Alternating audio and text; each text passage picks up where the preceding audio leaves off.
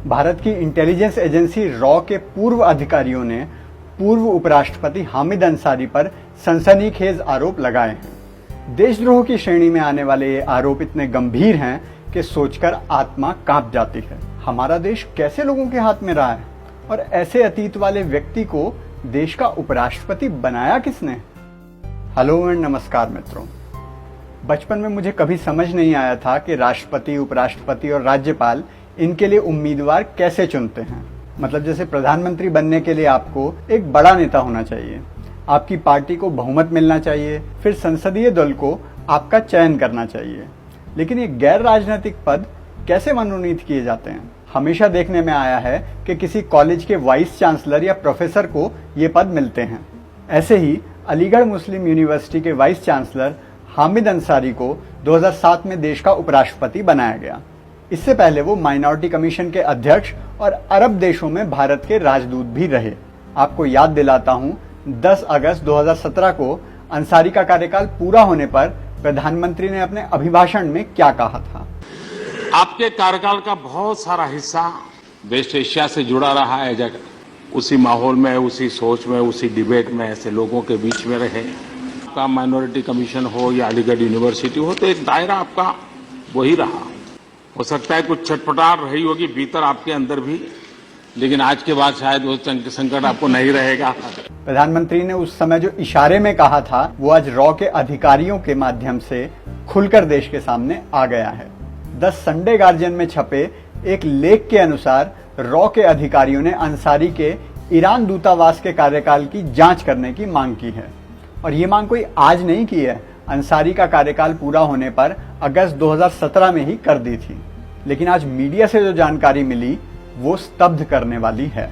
अधिकारियों के अनुसार ईरान के कार्यकाल में जो 1990 से 1992 तक चला, न केवल अंसारी अपने राष्ट्रीय दायित्व को निभाने में असफल रहे, बल्कि ईरान सरकार और ईरान की खुफिया एजेंसी सवाक के साथ मिलकर भारत की खुफिया एजेंसी रॉ को तबाह करने में बड़ी भूमिका निभाई। अब इससे बड़ा राष्ट्रद्रोह का आरोप तो शायद ही किसी राजदूत पर लग सकता है।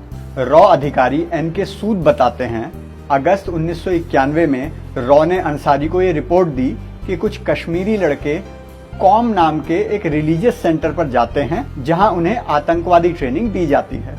अंसारी ने उस रॉ अधिकारी डीबी माथुर की जानकारी ईरान सरकार को दे दी और एक सुबह माथुर को सवाक ने उठा लिया। रॉ ने अंसारी को रिपोर्ट किया तो अंसारी ने बस एक एफआईआर करा दी और भारत सरकार को सूचना कर दी। सूचना में ये नहीं बताया कि किडनैप ईरान की खुफिया एजेंसी ने किया है।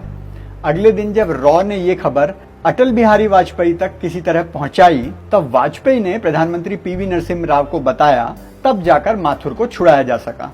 माथुर ने बताया कि ईरान की एजेंसी को सूद और ईरान में रॉ के चीफ के बारे में भी सब पता है और ये ईरान सरकार को अंसारी के अलावा कौन बता सकता है।